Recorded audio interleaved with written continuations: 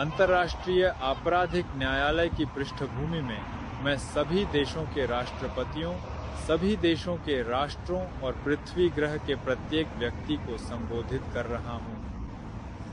आज हमारे सामने एक बहुत बड़ी समस्या है और वह है अवैध कैनबिस और हमारी पृथ्वी के हर कोने में कैनबिस आधारित दवाओं तक पहुँच की कमी।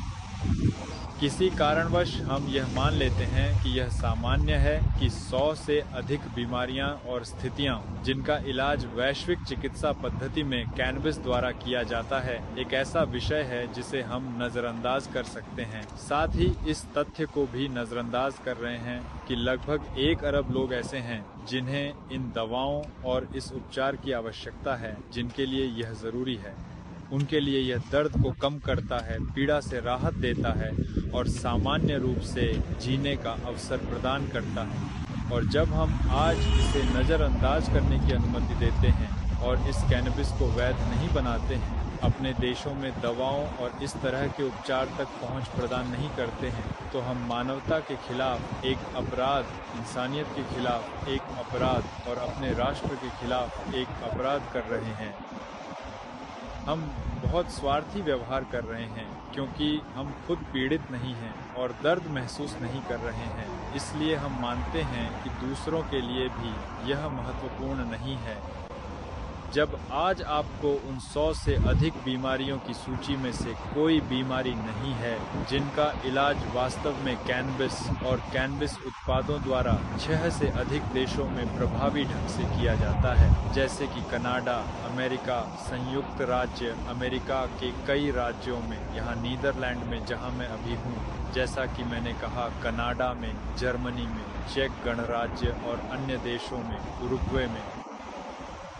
इन देशों में 100 से अधिक बीमारियों और स्थितियों का इलाज लंबे समय से कैनबिस और कैनबिस उत्पादों के माध्यम से प्रभावी ढंग से किया जा रहा है। ये दुनिया भर में ऐसी स्थितियों और बीमारियों से जूझ रहे अरबों लोग हैं। मेरा मानना है कि ग्रह पर हर व्यक्ति को, चाहे उसकी जाति, राष्ट्रीयता कुछ भी हो, चाहे वह किसी भी समाज या समूह से संबंधित हो, चाहे वह किसी भी देश में हो, उसे इसके लिए लड़ना चाहिए, ये समझते हुए कि उनका कोई भी करीबी व्यक्ति या वे खुद भी कल या आज ही ऐसे व्यक्ति बन सकते हैं जिन्हें कैनबिस उत्पादों या कैनबिस आधारित दवाओं के साथ उपचार की आवश्यकता हो सकती है।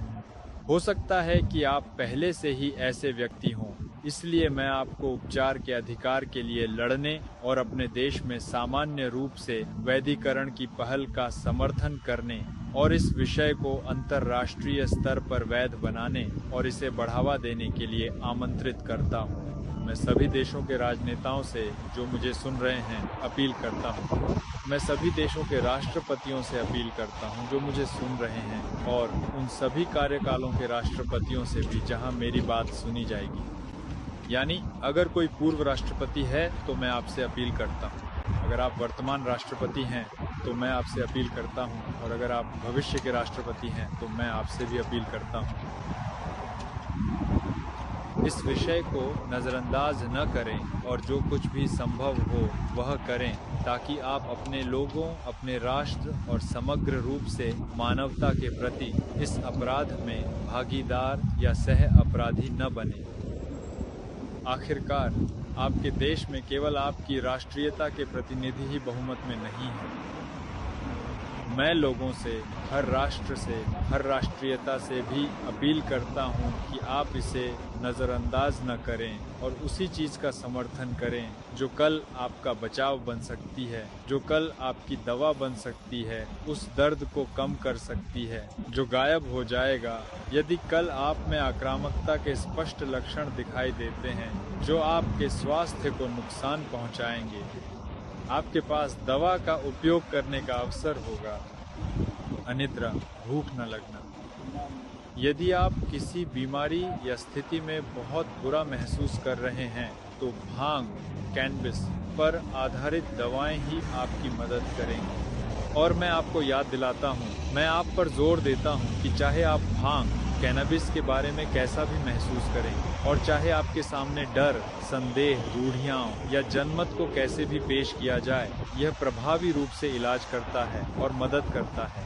ये एक तथ्य है, इसलिए आपको इसके लिए लड़ना चाहिए। अपनी राय बदलना जरूरी है और आपको अपने पास उपलब्ध किसी भी तरीके से समर्थन करना चाहिए, चाहे वह लाइक, शेयर, कमेंट, पैसे देना हो, याचिकाओं पर हस्ताक्षर करना या उन्हें बनाना हो, लोगों को समूहों में शामिल होने के लिए प्रोत्साहित करना हो, या अपने देश, शहर, इलाके और इंटरनेट पर सामान्य रूप से वैधीकरण के विषय का समर्थन करने के लिए बड़े अंतर्राष्ट्रीय समूहों में एकजुट होना हो, और इसी तरह आगे भी।